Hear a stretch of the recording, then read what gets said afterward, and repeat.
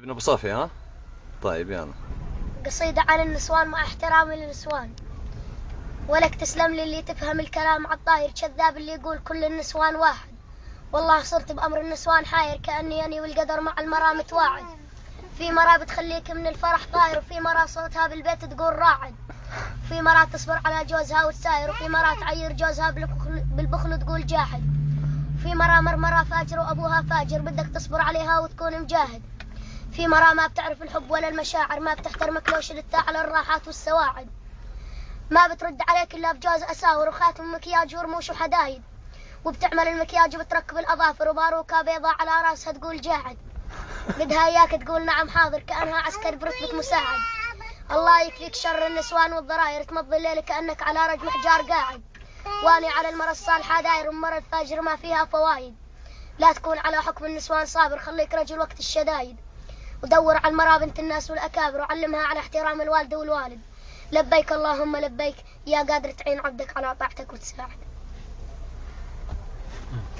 طيب.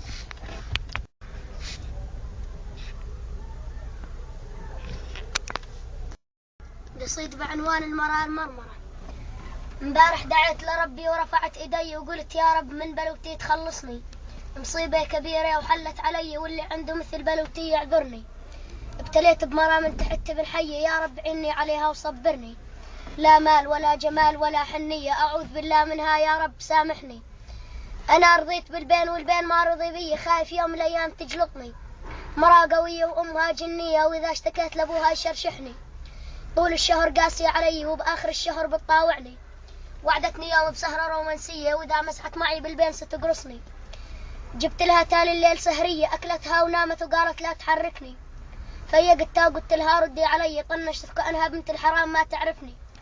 جربت معها كل الوسائل، هي يا ناس اللي عنده نصيحة ينصحني. الله يبلاها بسكت قلبي، لأنه إذا ما متت رايح تموتني. بدي أتغدى فيها قبل تتعشى فيا، يا رب منها تريحني.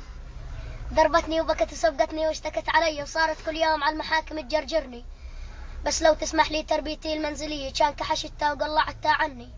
لكني شاعر وعندي روح رياضية، والله لا يوفق اللي عليها عرفني.